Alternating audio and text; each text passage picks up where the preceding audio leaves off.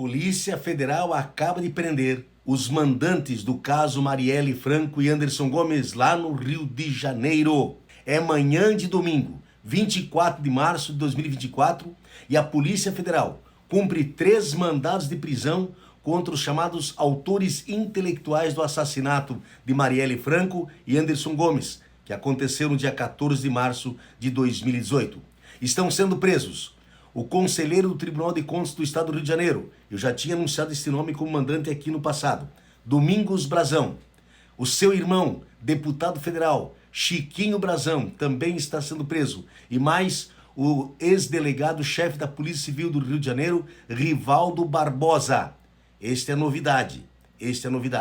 Primeiramente, em relação a este novo nome, que é do delegado ex-chefe da Polícia Civil do Rio de Janeiro, Rivaldo Barbosa, já está sendo lembrado, nas redes sociais, que quem indicou ele para o cargo foi o Braga Neto. Além disso, esse mesmo delegado, Rivaldo Barbosa, é suspeito de ter recebido uma propina de R$400 mil para atrapalhar as investigações do caso Marielle.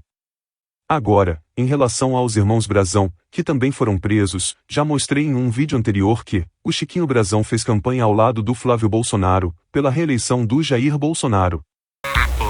Vota e confirma. Vota e confirma.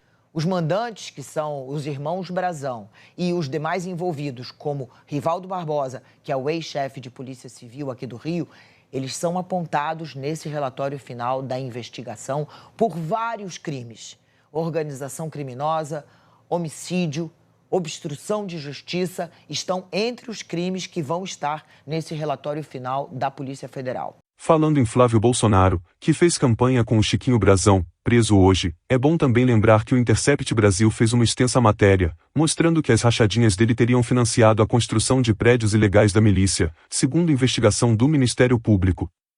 Além disso, também tem pessoas nas redes sociais lembrando que o Adriano da Nóbrega, miliciano também envolvido no caso Marielle, tinha negócios nas construções ilegais, e sua mãe e mulher eram funcionárias do gabinete do Flávio Bolsonaro.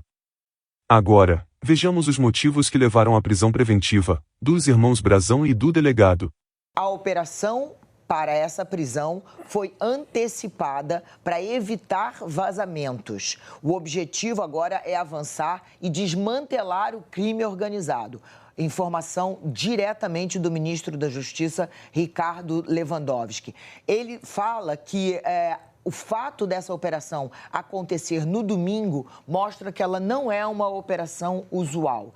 Havia toda uma preocupação, se falava, a gente vinha falando há dias sobre essa possibilidade de finalmente serem presos os mandantes, e o ministro Lewandowski, então, diz aqui claramente para a nossa colega Andréa Sadi que a operação foi antecipada por medo de vazamento.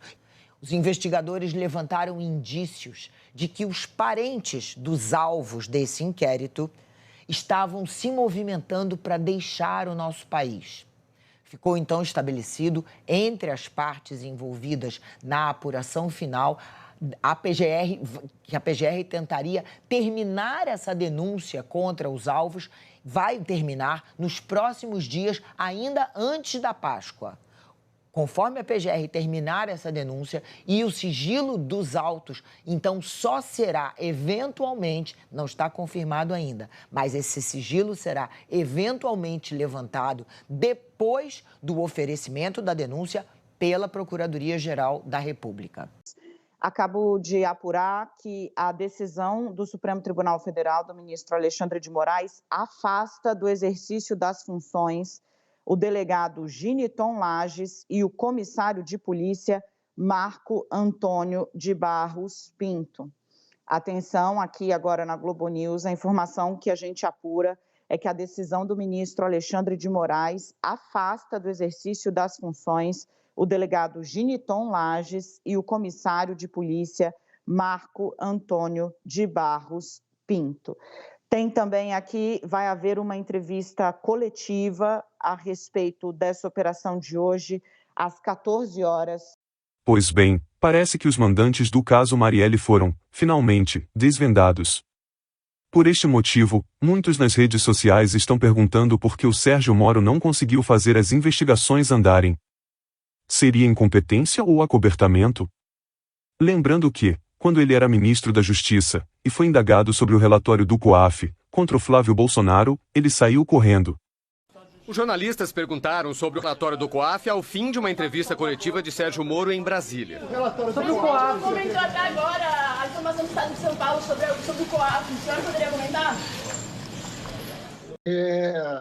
Não sei se você vai lembrar, Otávio, mas o caso Marielle, no primeiro ano, abriu-se uma investigação da investigação. Isso também é importante lembrar aqui. Esse caso, já no primeiro ano, houve uma investigação da investigação. Né? Então, desde o início, é um caso que a investigação é conturbada. Né? Então, a gente... Agora, você tem razão, e aliás foi no pacote anticrime que a gente definiu que delação é meio de prova corretamente. Agora, não é uma delação qualquer, né? A gente não está falando de uma delação de alguém que estava passando na hora, a gente está falando da delação do assassino, né? E aliás, de um assassino profissional, quanto mais, né, que sabe muita coisa sobre o Rio de Janeiro. Então, não é uma delação qualquer, mas, evidentemente, essas provas precisam acontecer de uma investigação conturbada desde o início. O Lessa, ele só foi preso no aniversário de 1 ano do caso Marielle.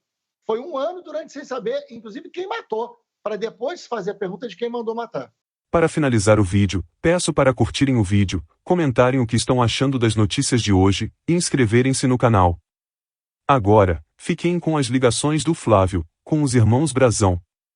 A ligação é muito mais antiga e próxima do que muitos podem imaginar. As ligações políticas, financeiras e pessoais do clã Bolsonaro com o ex-policial militar Rony Lessa, assassino confesso da ex-vereadora do Rio de Janeiro, Marielle Franco, e seu motorista Anderson Gomes, e com os integrantes da família Brazão, são fortes e indiscutíveis. Com informações do Intercept Brasil, em matéria assinada pelo repórter João Filho, apontar a proximidade de Bolsonaro com os mandantes e o executor do assassinato da vereadora não é mera especulação, mas sim uma constatação dos fatos. Rony Lessa era conhecido por ser um dos matadores de aluguel do escritório do crime, grupo liderado por Adriano da Nóbrega, assassinado em fevereiro de 2020. Ambos frequentaram o curso de formação do BOPE ao mesmo tempo em que atuavam como seguranças para famílias de bicheiros no Rio de Janeiro. Apesar de competirem pelo título de melhor assassino profissional do Rio de Janeiro, Lessa e Nóbrega frequentemente se uniam para eliminar alvos em comum. A relação dos ex-policiais com a família Bolsonaro remonta a essa época. Como se sabe, Flávio Bolsonaro empregou a mãe e a esposa de Adriano em seu gabinete. Quando Adriano foi morto, o então presidente Jair Bolsonaro o chamou de herói. Já a proximidade e as semelhanças entre os Bolsonaros e a família Brazão são ainda mais evidentes. Ambas são famílias políticas que conquistam vários cargos simultaneamente, atuando historicamente na zona oeste do Rio de Janeiro e mantendo fortes vínculos com a milícia local.